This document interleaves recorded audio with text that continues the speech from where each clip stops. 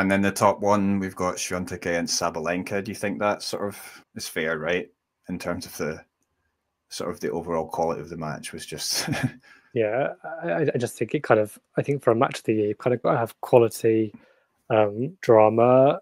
I think stakes as well, being a final and 1,000 final is big.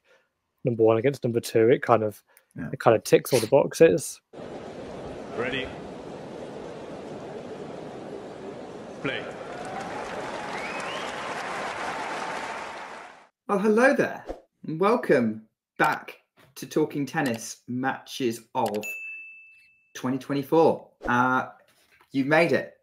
This is the number one match of the year, Mario, right? This is why we're here. We're all in agreement. This is the number one match of 2024. Yeah, I think, there was another good one, which was between Iga and Osaka at the French Open, but this one, just was something else in my opinion. I don't know. I've seen many claims actually also for that one, but for me, I think, but even an 80% of people would agree this one was the match of the year. It was a final for a big title, even if not a Grand Slam. There is also some sort of storyline behind this final, starting from, for example, the match they played in 23, also in Madrid final. So, and also the way it went, we will be talking about it. Everything for me, there were all the elements for say that this is the match of the year, in my opinion, across actually both tours for me. I can't argue with that. I agree. I think when we were talking about all the matches that could be on either list, this is the one I think that had me gripped from start to finish. Out of all of them, I mean, there's a couple of others, but like that grip me. But this one was gripping me from the sheer quality of tennis and the evenness of it,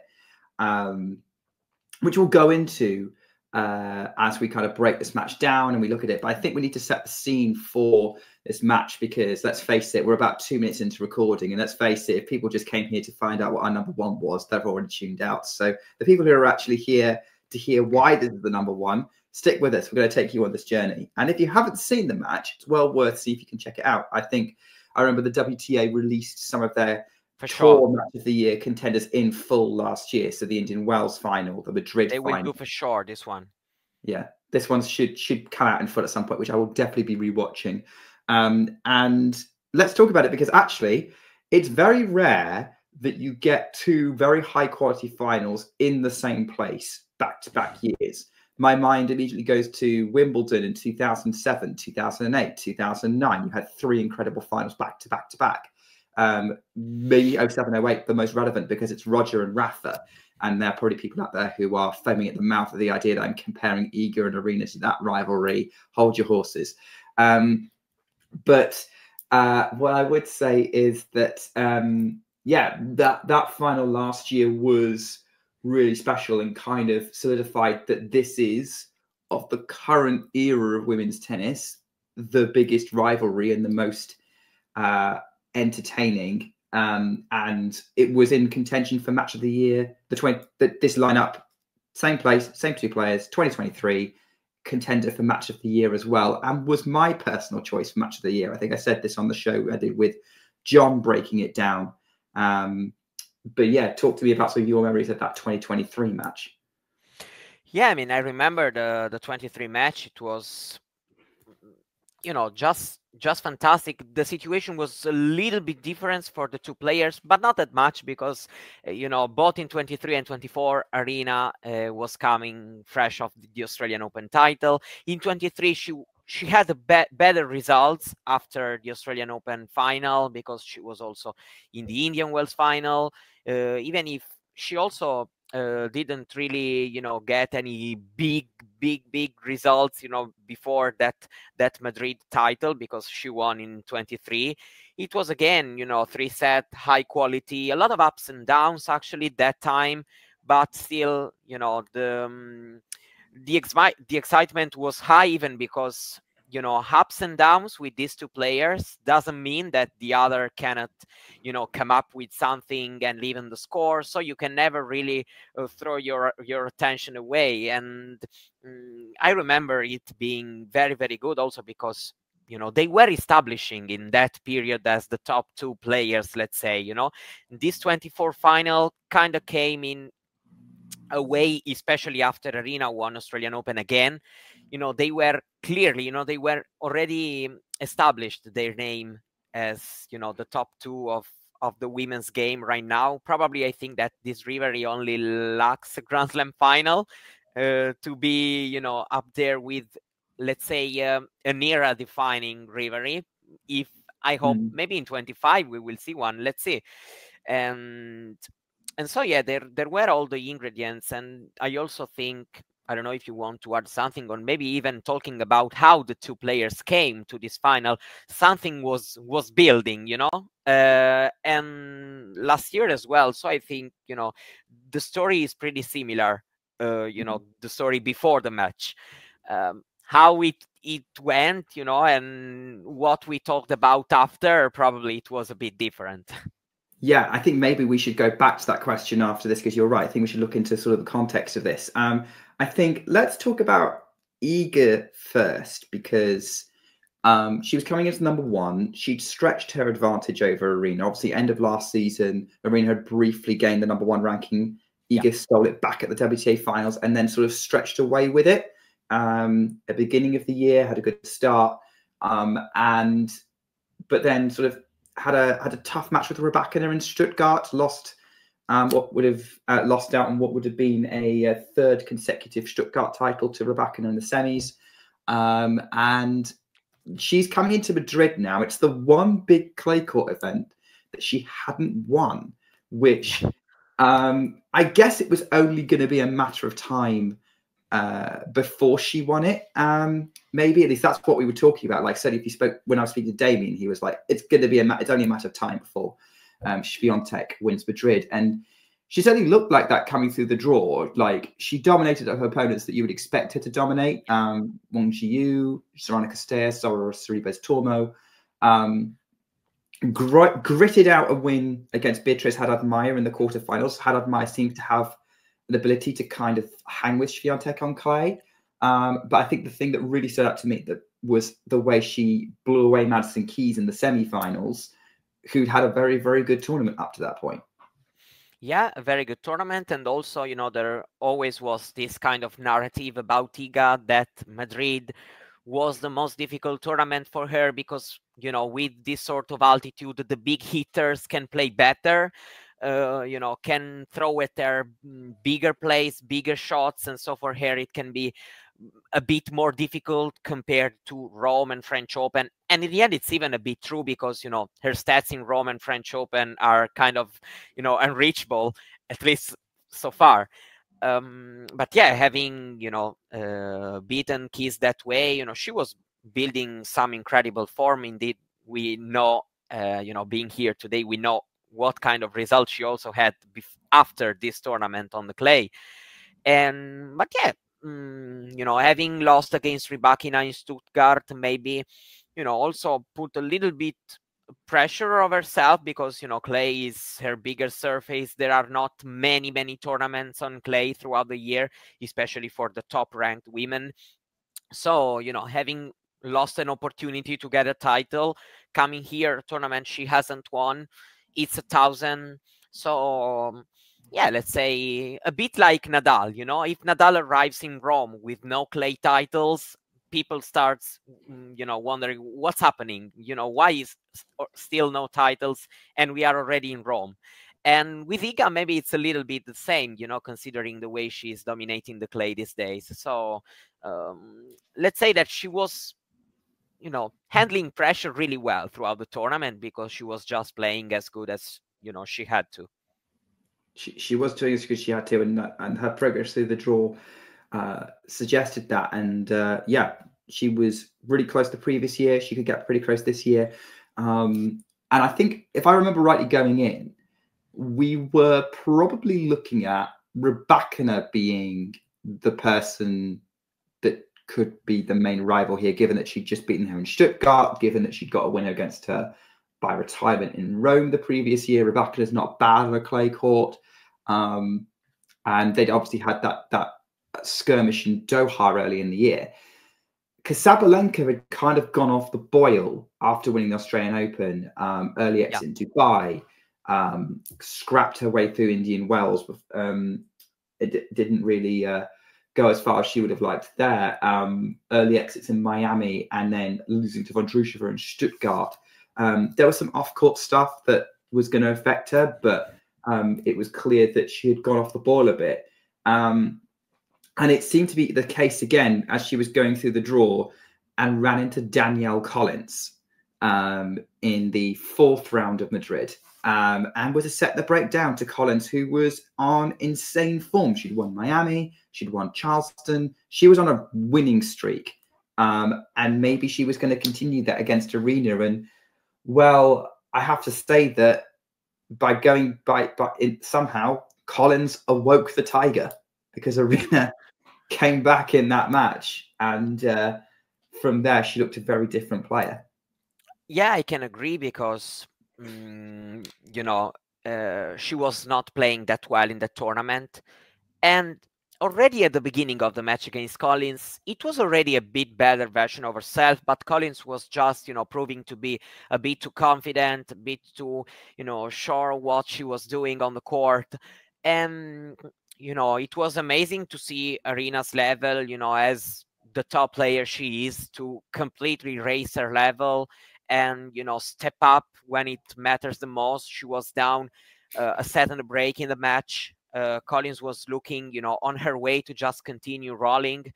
And so it was actually a very impressive win, also because it came, yeah, maybe Collins in some moments towards the end dropped just a little bit her level, the depth of her shots, but Arena was actually, you know, incredible in raising her quality. And for sure, that match, you know, yeah, wake the tiger, as you said. But I won't forget also the semifinal, because the semifinal, the situation for her was even worse. First of all, because, you know, of course, the scoreline was looking very bad at some moment against Rybakina. And also, we knew that Sabalenka could have struggled a lot against Rybakina. So probably that semifinal, you know, at some moment, at least me personally, you know, I thought, okay, it's over for her, you know. I don't think Rybakina is going to lose this. Yeah, because that semi-final was a knife edge. You wouldn't have thought it after the first set, because Rybakina won that 6-1. And then, yeah, Arena kind of steals the, not steals the second, but like she gets the second set 7-5. The third set is really nip and tuck. It goes to, I think the tiebreak goes to a tiebreak. The tiebreak gets to 5-all. Am I remembering that correctly? I'm sure the tiebreak got to 5-all. No, she was 6-3. 6-3. But 1-7-5, actually. I mean, Rybakina held the serve twice, and so got to 5-6. Actually, there was, you know, Arena saved 2 break points on 5 games all in the third set. That's what I'm remembering. I'm remembering 5 games all, not 5 points all. Exactly. And in the second set, actually, Rybakina was 6-1, 4-2. She served for the match on 5-4.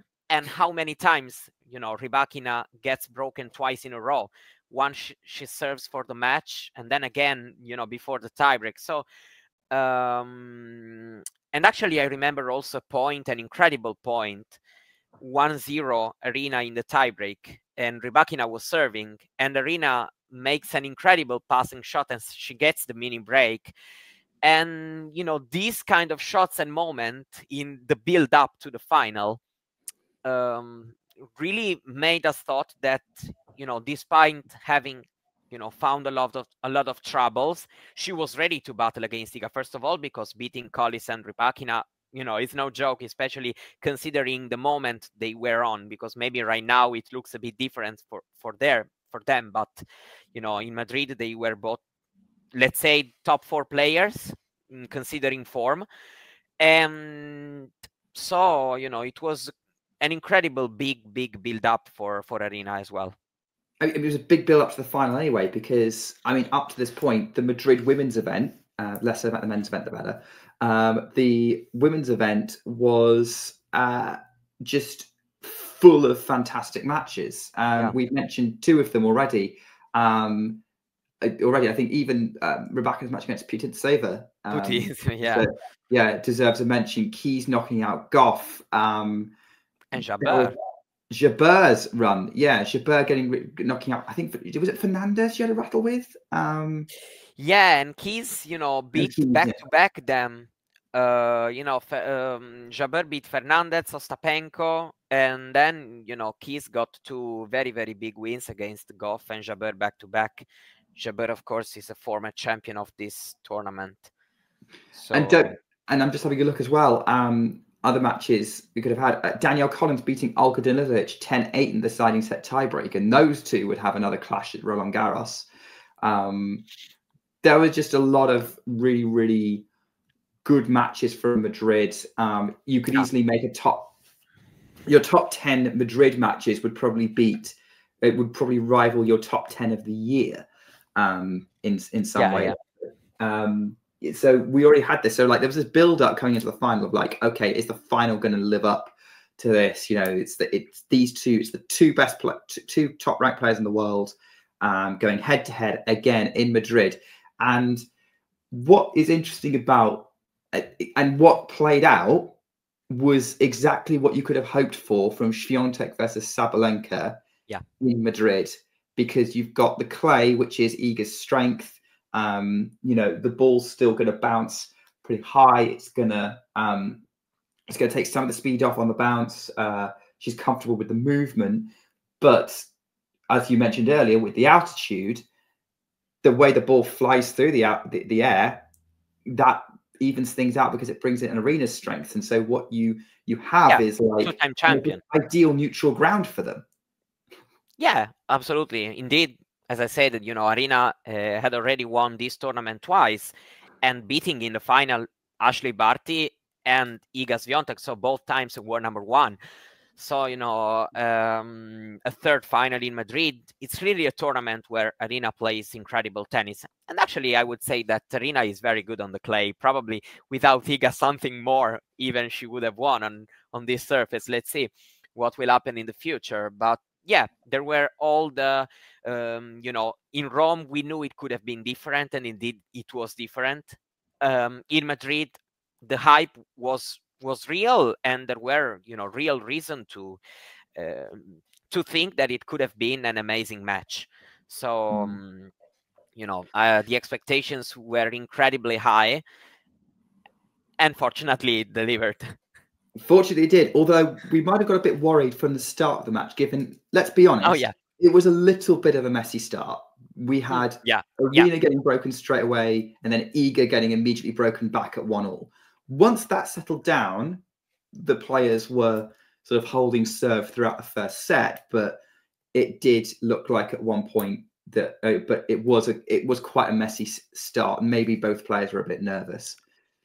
Yeah, and let's say also that, it was a bit surprising because considering that Sabalenka had the toughest road physically to the final, and, also Iga usually thrives when she gets the lead and everything. So, for the way it was going, first of all, with the early break, then Arena breaks back, and even Iga taking the first set. And then maybe you may not imagine what's coming next. Because I remember that also before that match, we were all talking like, especially if Arena gets some lead, it can be very interesting. Maybe the only scenario where this match can not live up to expectation is if Iga gets a better start, because maybe she can run away with it. And so, I don't know, maybe the first set, it was still a great one, because I remember many good points, many good rallies. Arena was looking good. So, despite that start that you mentioned, but, maybe during that first set, you may have thought, okay, maybe Iga, gets this one a little bit like 7-5, like she did. And maybe then runs away with it because she's fresher, she's lost, you know, fewer energies on the court rather than Aryna, which, as we talked about, you know, had a very, very tough road to the final. Yeah, I'm bit of a story here. As we were preparing for the show, I wanted to try and watch some highlights back just to sort of remind me, get some key points out on the way. And what you described, Mario, played out, which confused me because I was like, I'm pretty sure Iga didn't go 5-2 up. And then I realized I was watching the Rome final from a few weeks later, which more or less played out how you described. Yeah. And I was like, oh no, this is the wrong match. Wrong clay court final. Quick, Yeah. find. But to be fair, I mean, the start of that Rome match was actually quite. The first set of the Rome match was actually quite good, at least to start with. So it's probably why I didn't pick up on it at first. But going back to the correct match, as we probably should, and I eventually did. Yeah, talk to me about that first set, because as we're saying, like, once we got this early breaks out of the way, it was pretty even throughout, and like they both had opportunities to take control of the set. I think Aryna could potentially have broken for 5-3. Am I remembering right? Was that no? No, for 4-3. 4-3, yeah. Yeah, and Iga, you know, same way. You know, they had a couple of break points in consecutive games. 3 games all, it was Aryna having break points. 4 games to 3, it was Iga. And also, I mean, then when they were 5 games all, you know, Iga gets the break, but Aryna herself has a 15-30 situation when, you know, Swiatek is serving to clinch the first set. So yeah, they had many opportunities, or maybe not so many, but you know, they had their chances to both, actually. Yeah. Yes, they really did. And in the end, it was Iga who came up clutch in that first set, manages to hold it, and takes the lead. And like already, this is different to 2023, because obviously compared to it, Aryna took the first set, and Iga had to come back in 23. But also the way the match was playing out, it was very clear that, unlike in 23, where like there were a lot of momentum shifts and one player was on top at different points, which was exciting in its own way to watch. This was very clearly they were going toe to toe with each other and quite comfortable doing so. Well, and it's almost I will like just say this: defense into offense.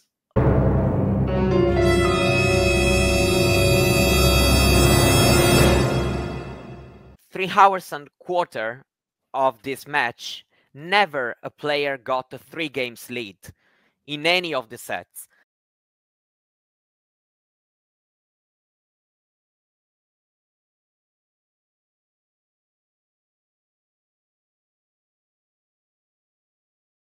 So, you know, the biggest gap there has been in any of the 3 sets between the 2 players has been a 2-game lead, which, you know, pretty tells you, you know, a lot in how many matches we see.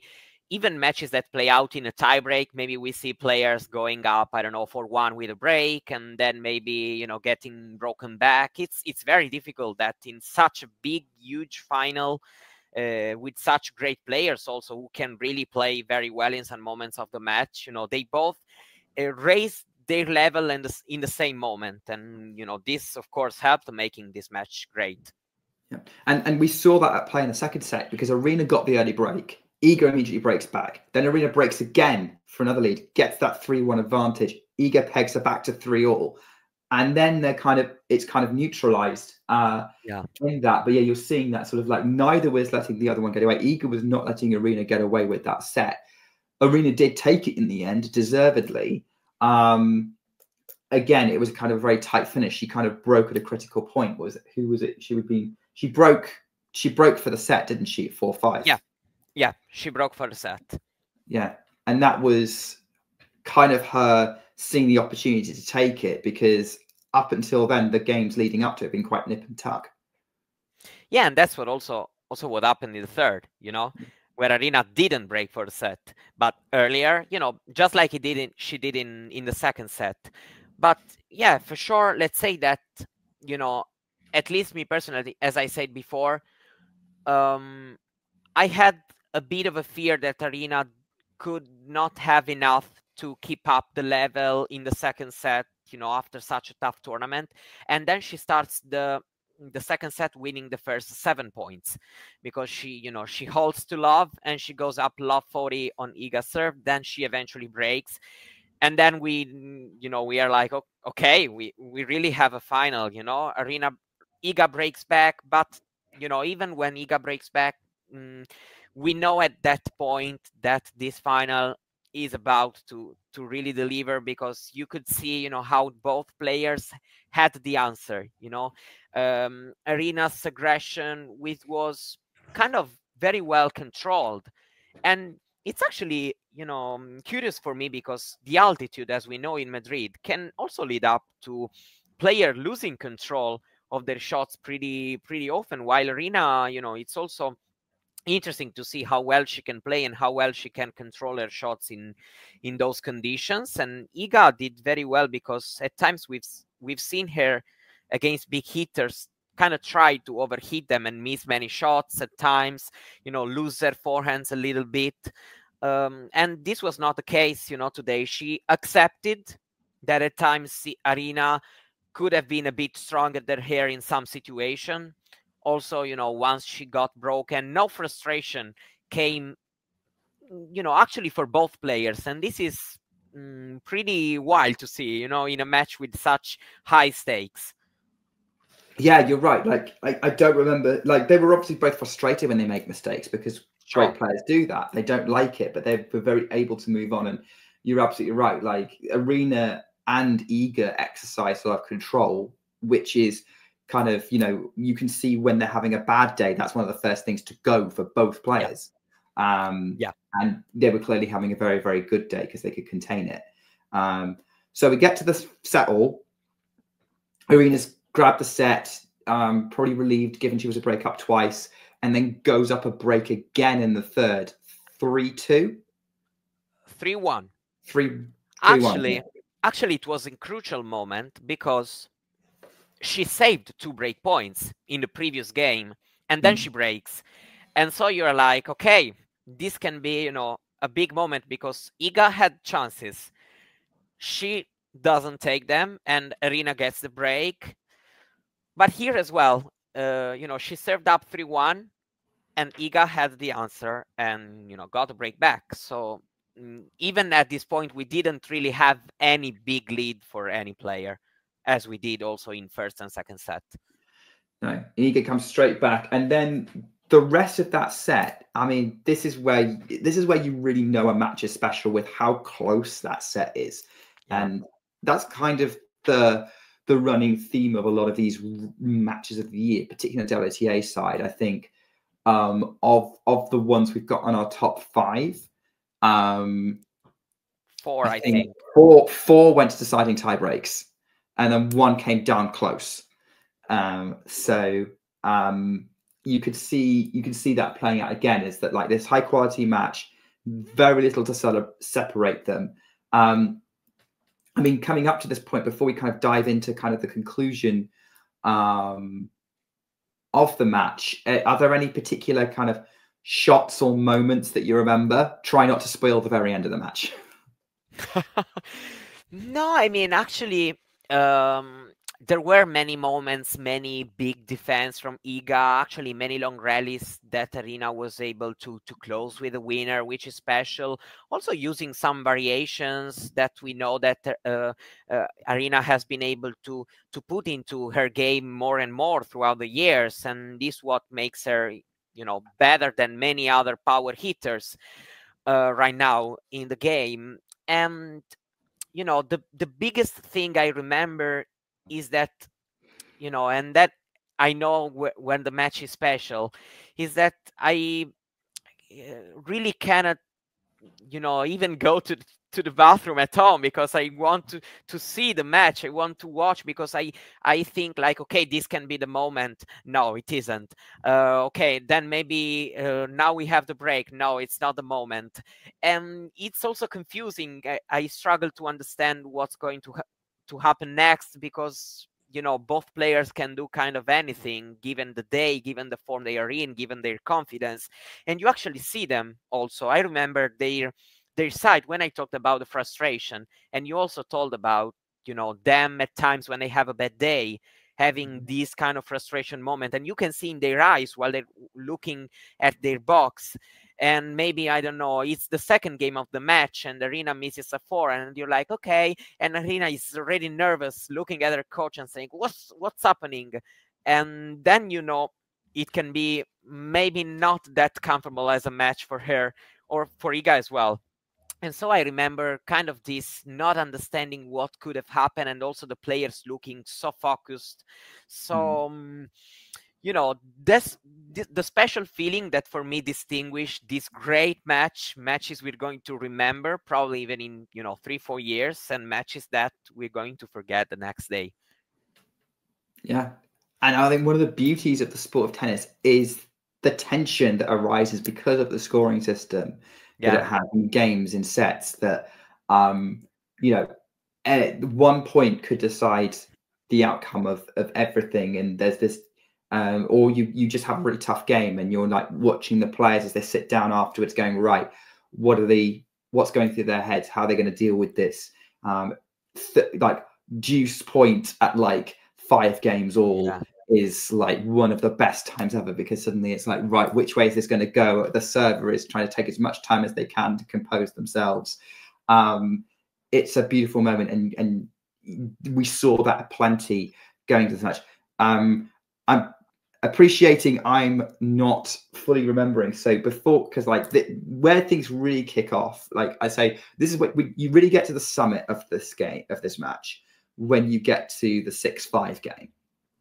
And that's when the tension really, really hits. But can you just refresh my memory, Mario? Because again, the highlights I watched didn't give me the points in detail. Were there opportunities for Iga to break before that 6-5 game?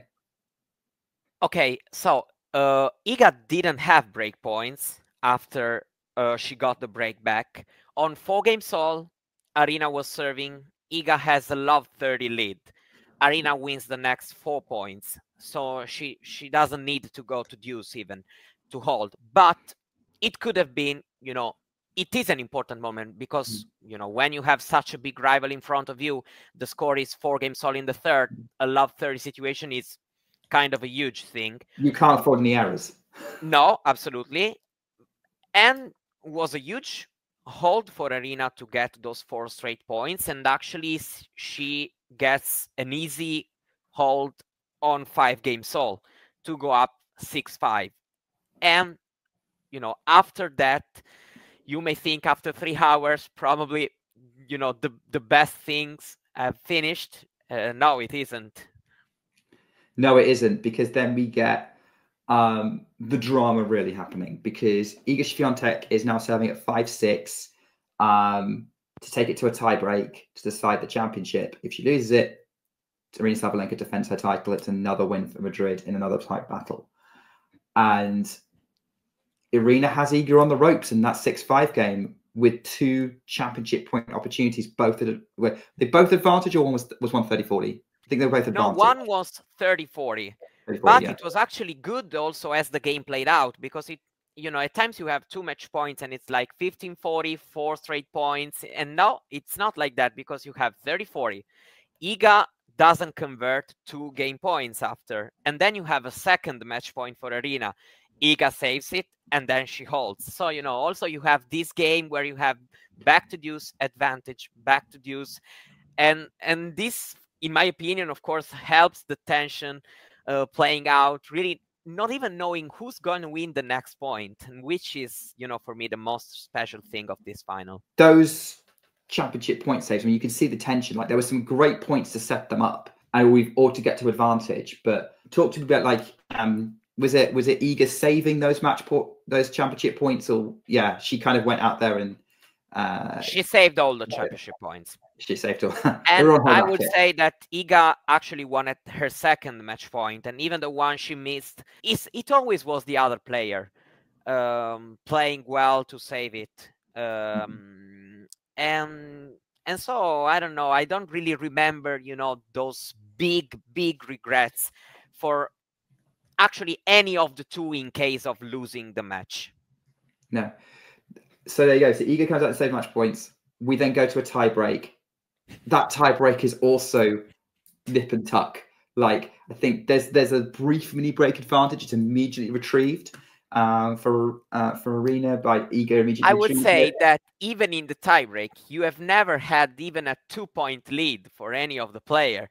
So basically, they've been glued at each other for 3 hours and 20 minutes or something. Never really any lead for anybody, because for me, in a set, a 2 games lead is not that much to really say there is a big lead. And in the tiebreak, the big leads we have, it's 2-1, 3-2, 4-3, 5-4, 6-5.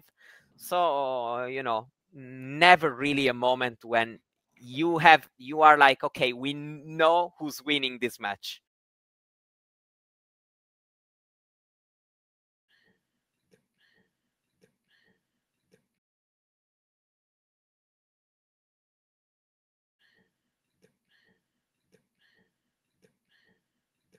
And I think it was kind of confirmed after Iga lost her first match point, after Aryna saves her first match point, because when you get to a point where it's 6-all on a tie break and both players have saved match points, it's officially like a close match. It's officially either both players deserve to win this. And you don't even need this to call a match close, actually. But yeah, I mean, it's the closest it could possibly be in my mind. Like 6-all on both sides have saved match points. It literally could go either way. You get to the point where you have match point for Iga. If not, it's match point for Aryna. So, closer than this, it's impossible in our sport. Indeed. So, change of ends, 6-all, and then it's Aryna's turn to get another championship point. And again, Iga saves it.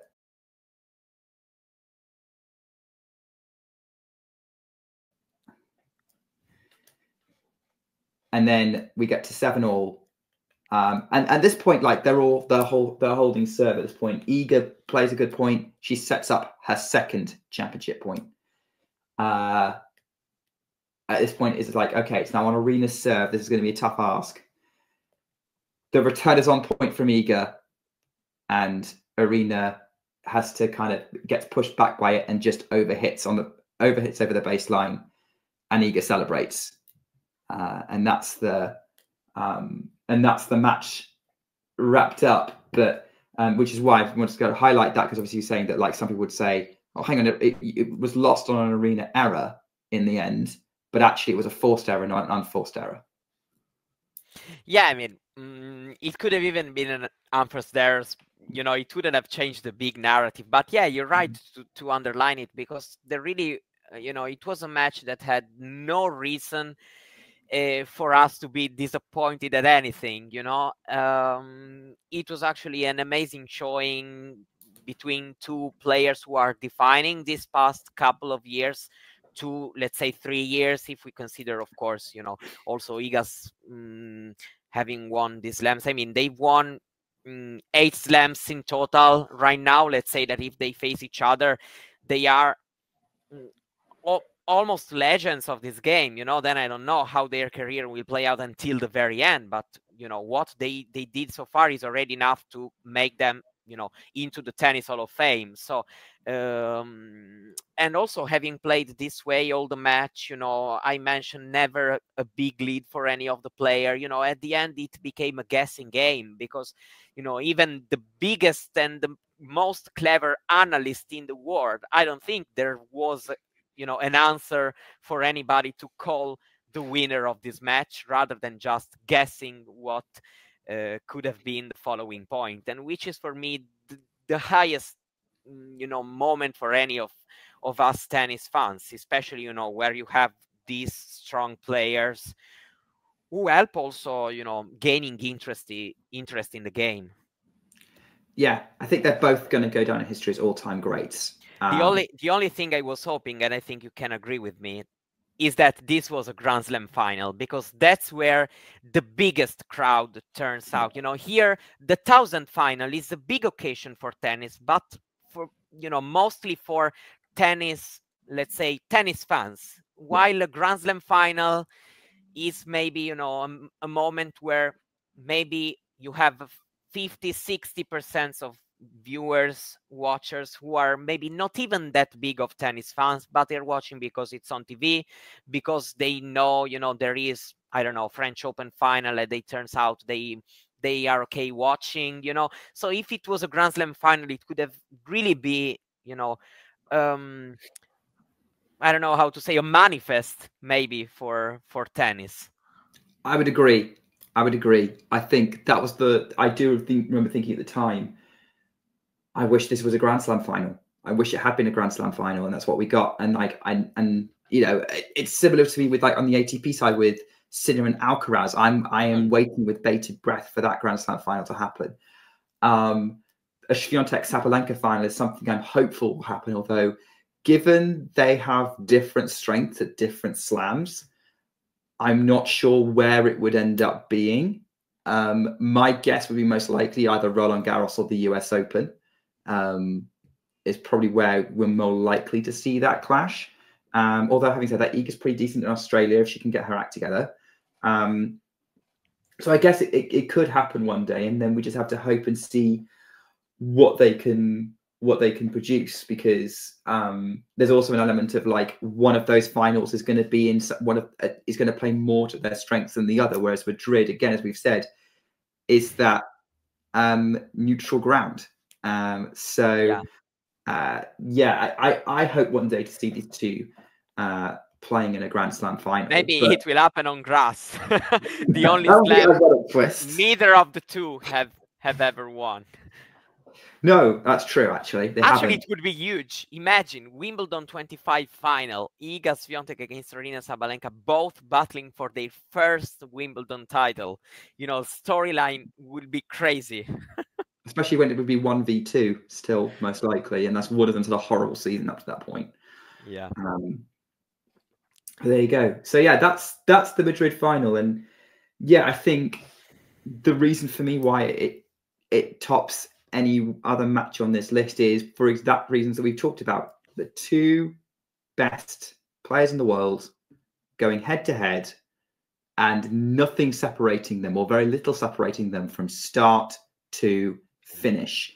You didn't get that with any other matches the year. You didn't really get that with their big clash last year in Madrid, or even their US Open 2022 semi-final that they played. And it kind of, because I remember when everyone made a big fuss about the number 2 WTA match on the list, which was Swiatek Osaka, should be out now, hopefully, when you're seeing this, kind of our review of that match. And I remember a lot of people kind of going, oh, this was as good or better than the Madrid final. I can see why you think that, but the Madrid final had that element, whereas the French Open was a bit more up and down. Also, probably I think that maybe the French Open surpasses this one, probably for the storyline, which maybe can be a bit more appealing, because you have this great champion like Osaka, which is trying to come back. She plays Iga early in her ground, because the French Open is Iga's, backyard, let's say. And, she actually comes very, very close to win the match. So probably the story can even be a little bit more appealing from that point of view. Let's say that maybe this is not a career-changing match for any of them, any of Aryna and Iga's career, because they have other things, to show out. Even Osaka has, but, for the moment it came in their career, maybe there is a what if on that result. But yeah, I agree with you. When you have strong players like this multiple-time Grand Slam champion, they play a big final like in Madrid. They play a big match for over 3 hours, always being toe-to-toe.